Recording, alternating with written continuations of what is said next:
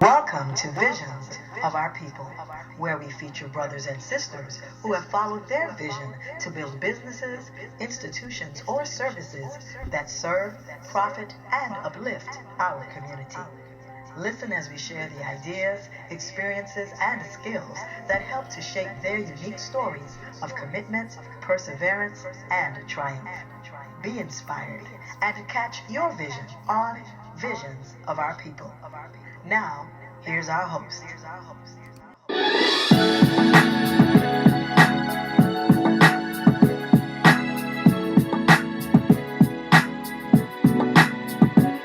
Pamoja Tutashinda, brothers and sisters, together we will win. And Asante Sana for joining us for another Visions of Our People as we share the vision of Reverend Velma Maia Thomas. Sister Maia is a public historian and the author of several nonfiction books, including the award-winning interactive Lest We Forget, The Passage from Africa to Slavery and Emancipation, published by Random House in 1997, which is now a collector's item. Additional books in her interactive series are Freedom's Children, We Shall Not Be Moved, and a book and CD entitled No Man Can Hinder Me. The interactive books recently were reprinted as the updated compilation Lest We Forget, The Passage from Africa into the 21st Century.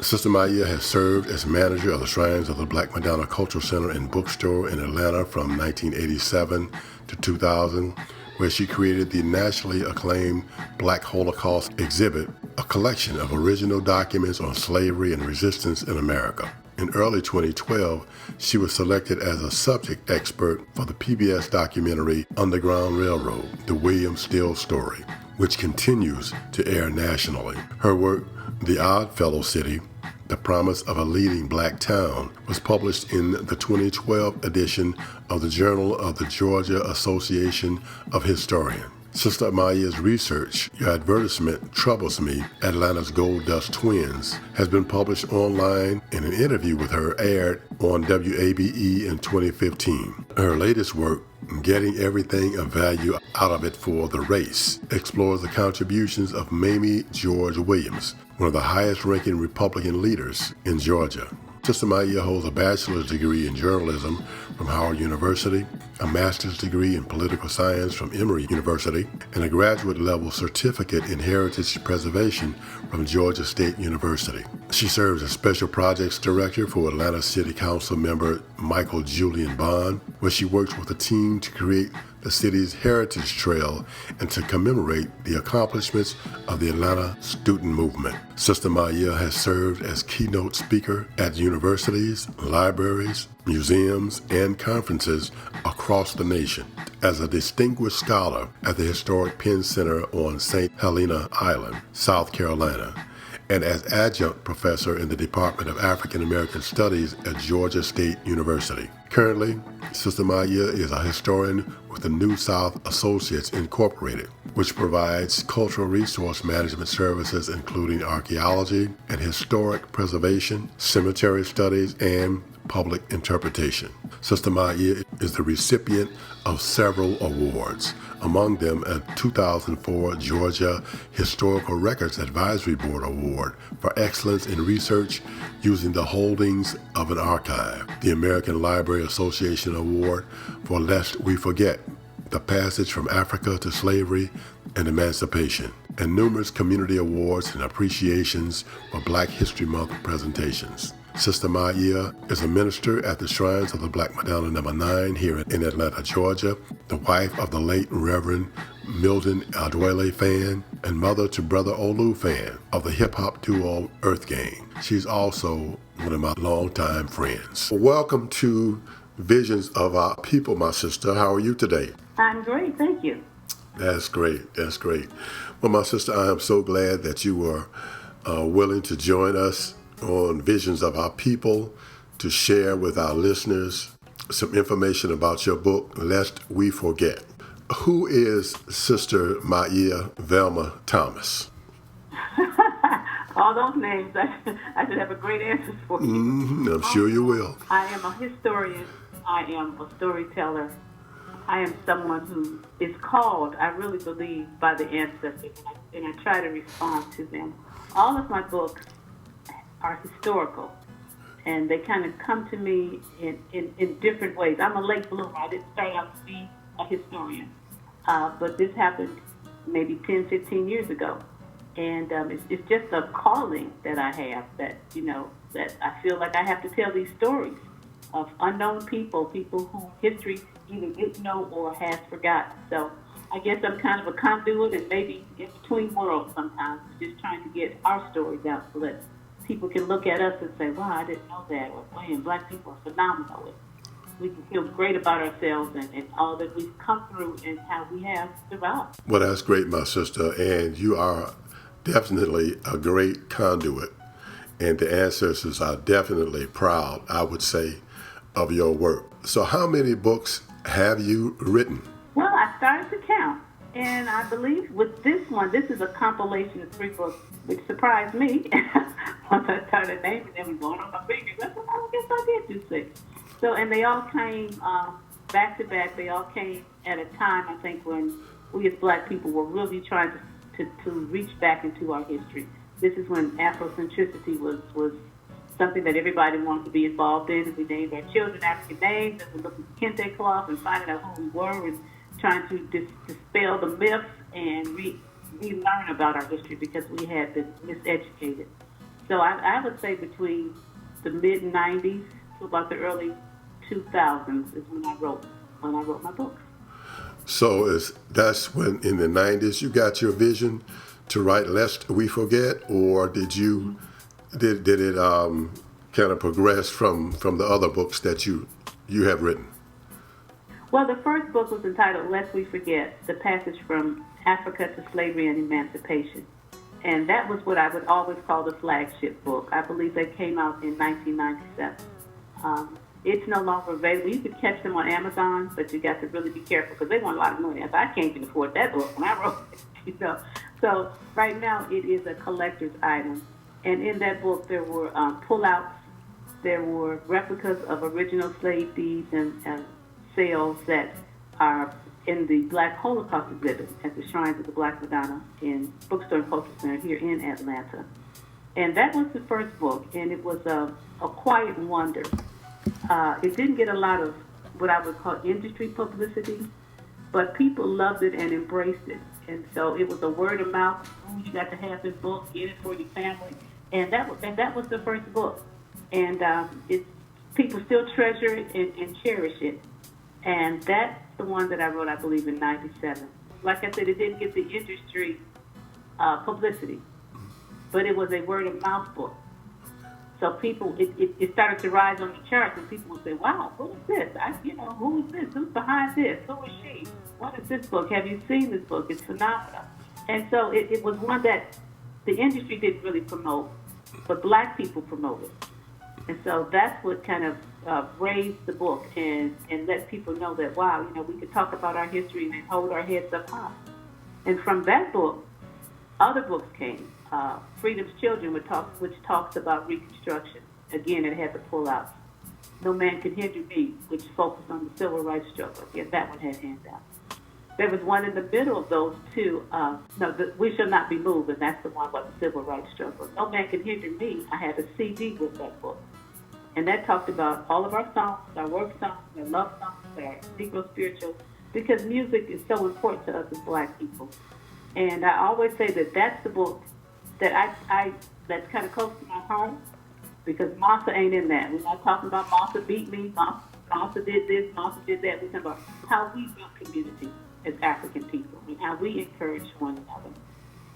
And then after that series, I co-authored another book, Emancipation Proclamation, which celebrated the Emancipation Proclamation and talked about watch night service and how people can understand what the proclamation was about, why we have watch night services, and just kind of get the history of the African American struggle during that time.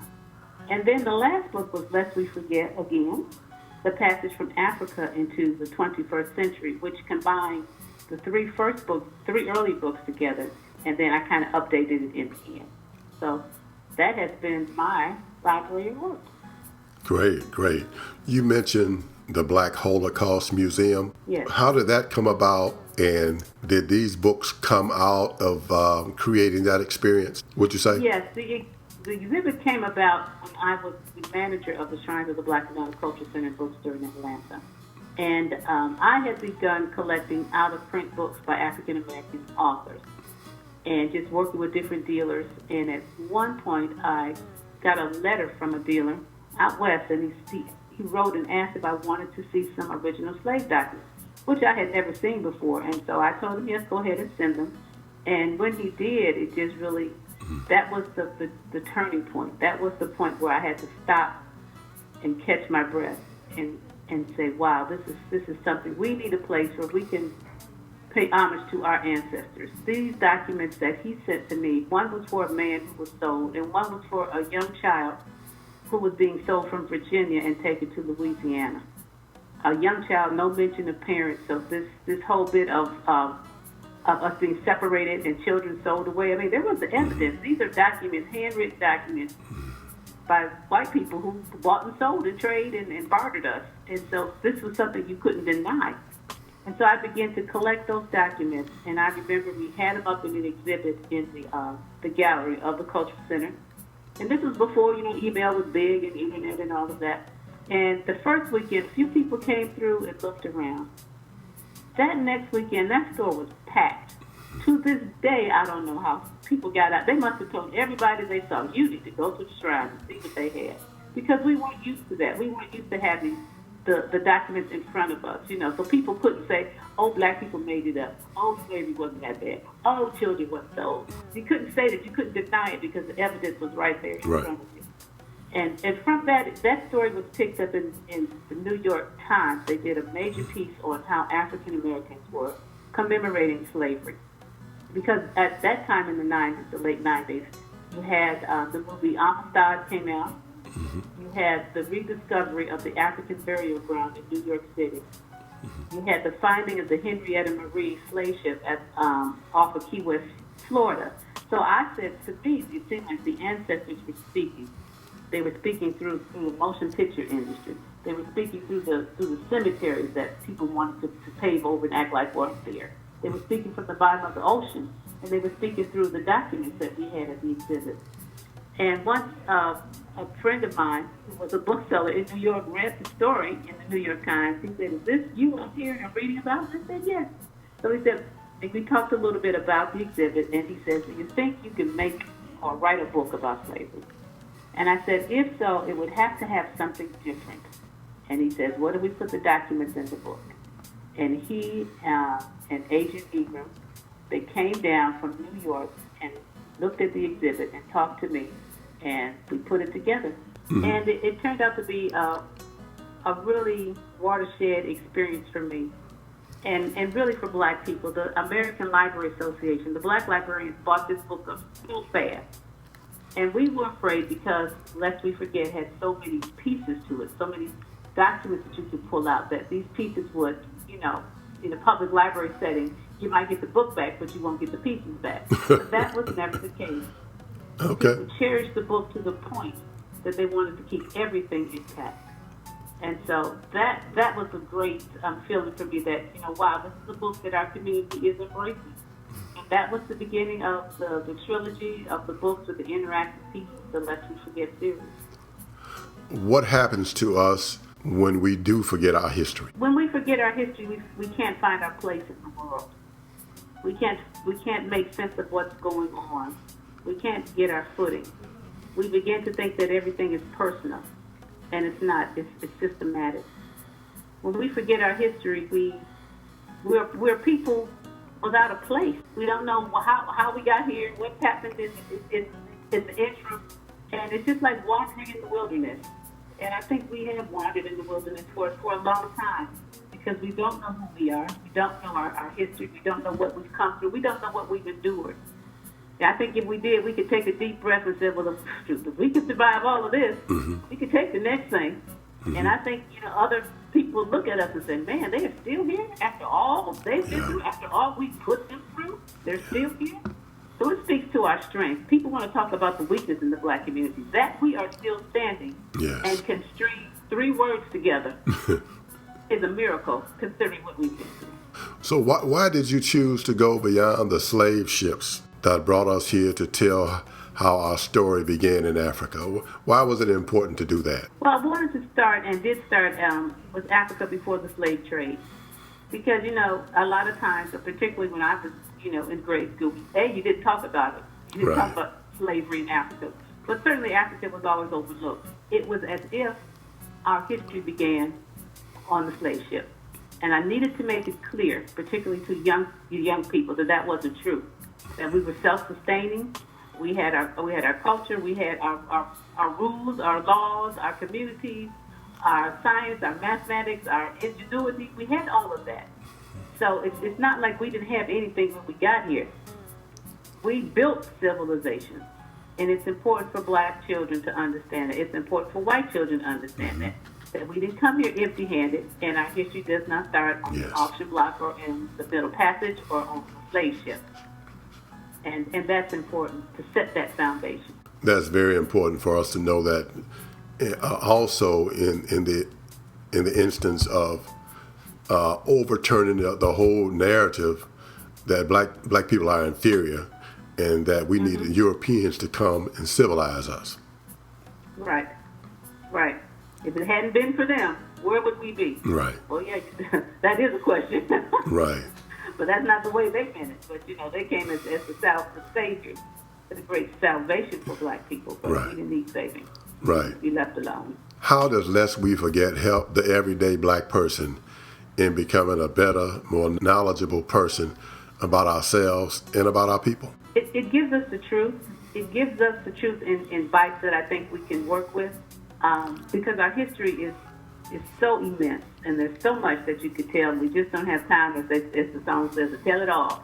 But it's a foundation piece, so that when you really feel like, wow, I don't understand why, this is happening to us as black people, or why we're in this position that we're in, you can kind of go back and see what the slavery was like, and what Reconstruction and the civil rights, and how rules were put together so that we could not achieve as black people, but nonetheless we have.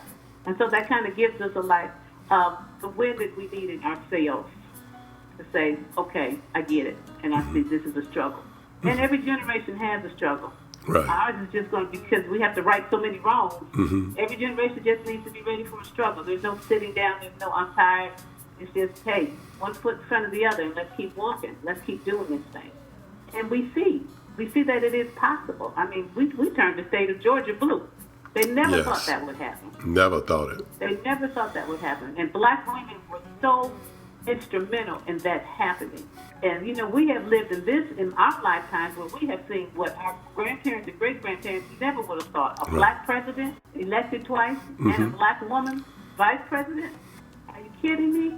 They would marvel at this. And I also want the book to inspire families. It's not about what other black people did.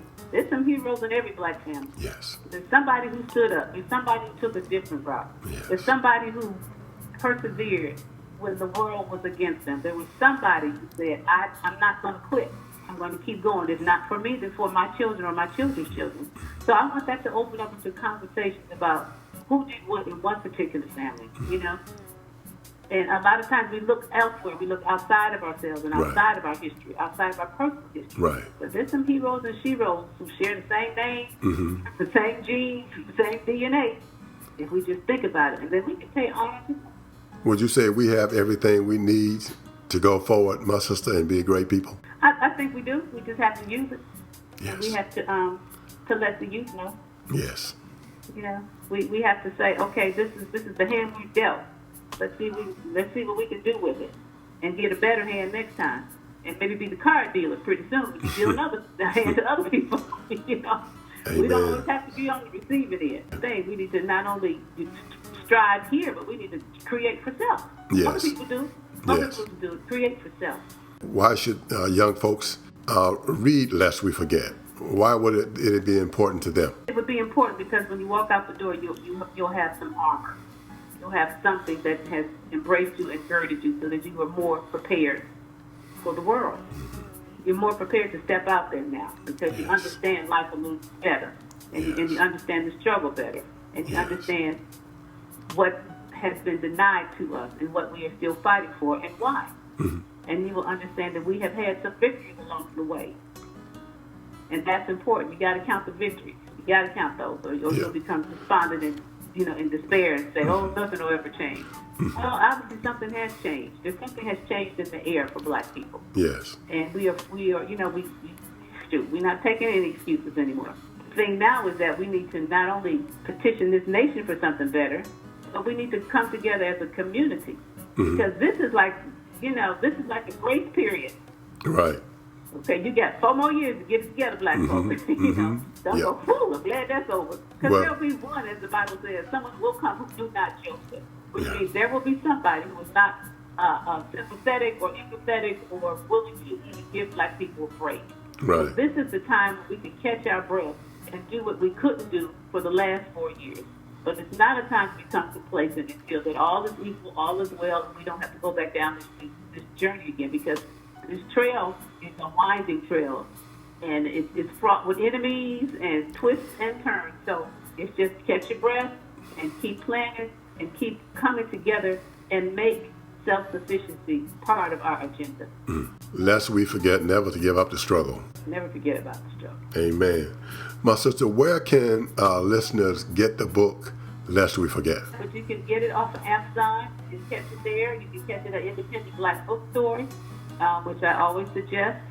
And it is available. It's a great book for families, for the Black History Month, because kids can pull out documents and make poster boards with it, or at least learn about somebody other than the big three.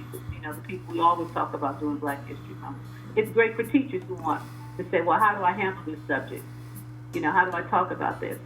It's written so that a chapter can be read in maybe 5 minutes or so. And I wanted to keep it that way. I wanted to entice people or to help people imagine, and then from there go out and read more, learn more about it. So I suggest it's a wonderful coffee table book. It's a conversation book. It's a let's read this today.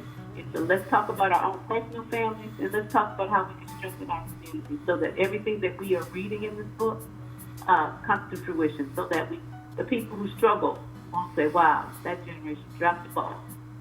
Well, my sister, give us your final thoughts about the book, Lest We Forget. Final thoughts, it's a balm in Gilead. It'll give you peace, I believe, when times are rough and you kind of need to figure out which way do I turn or what's next for Black people. I think there's hope throughout the book. I always end on the note that says, "But even though we survived, even still we made it," and I think that's important. So, like I said, when it gets a little rough, you can read it and say, "Okay, I can take it to the next step. I can show up a little bit longer. I can plan a little better. I can support Black businesses. I can hug a Black child as soon as this COVID is over with." So I can share. I can teach. I can spread knowledge. I don't have to just sit back and let life happen to me. So when times get rough, lest we forget. Lest we forget. There's power in that title, Lest We Forget. Brothers and sisters, you have been listening to the vision of Sister Velma Maia Thomas, author of the award-winning interactive book entitled Lest We Forget, The Passage from Africa into the 21st Century. You can purchase Lest We Forget at the Shrines of the Black Madonna Bookstore and Cultural Center in Atlanta, Georgia at 946 Ralph David Abernathy Boulevard, Southwest, at your local Black bookstore, or at Amazon, Barnes & Noble, and many other bookstore outlets online. If you like our Visions of Our People podcast, like us on YouTube and share us with your friends and families. To share your vision on Visions of Our People, contact us at Kefing Moor at AOL.com. Send your contributions to support our Visions of Our People podcast to our Cash App account at $Kefing Moor. Join us again next time for Visions of Our People, because nothing is more sacred than the liberation of Black people. Did you miss the point, or did you understand? Did you grow big, or have you become a man? Did you give up on your dream So are you still trying? Are you floating through life, or are you flying? So spread your wings, don't you fall. Come down on your own if you come down at all. Spread your wings, don't you fall. Don't you fall, don't you fall. Feels like you're free, but you might be bound. Are you walking on clouds or just coming down? Are you needing my love, but just back to crawling? Did you jump into this, or are you free?